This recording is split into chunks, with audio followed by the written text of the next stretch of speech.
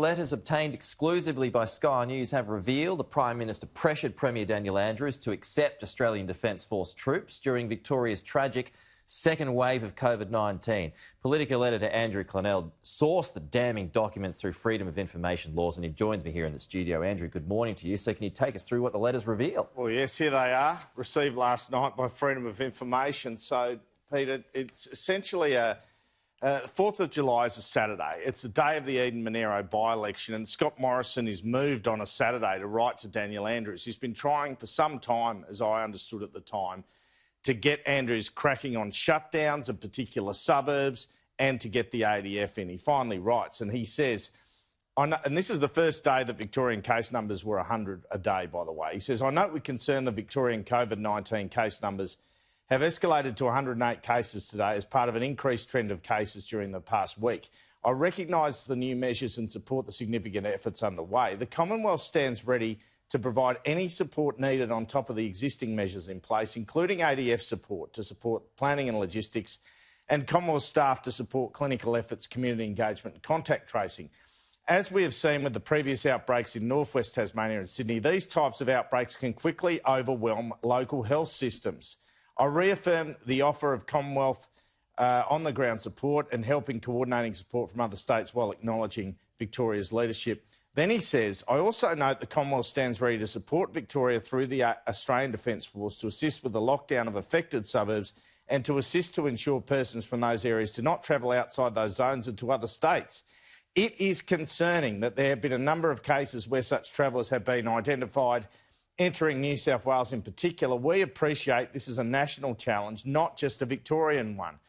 There's a response from Andrews I don't have.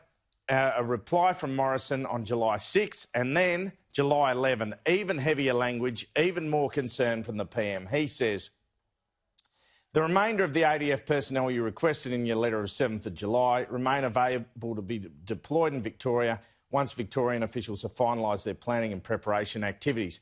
Given the escalating COVID-19 outbreak in Victoria, I recommend that you again consider further ADF deployment to Melbourne over the coming days to assist in the enforcement of public health compliance.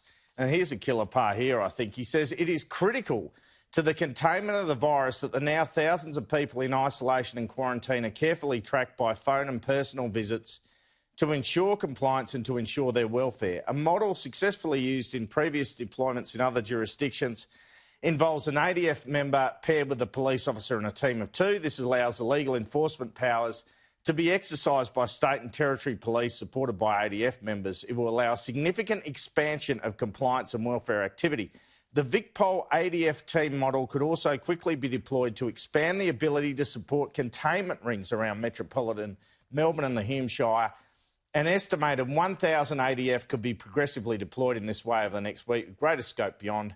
I'm also mindful of the positive and reassuring impact that the presence of the ADF can have on communities in times of difficulties, as they had during the Black Summer bushfires. Now, the context to this, Peter, is that on June 25, the Victorian Emergency Management Commissioner asked for 850 ADF troops, or June 24. On June 25, he said, no, we don't need them anymore for some operational reason.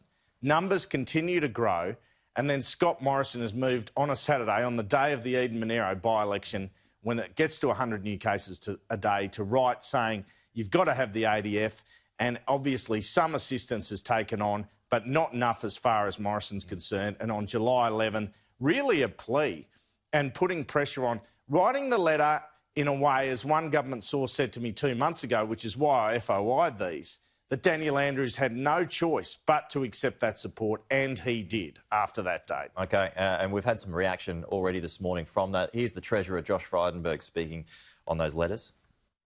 These letters are confirmation of what we have already known, which is that the federal government has repeatedly offered ADF support to the Andrews government, an offer which should have been accepted but was rejected, and in its place was private security guards, and from there the tragedy unfolded.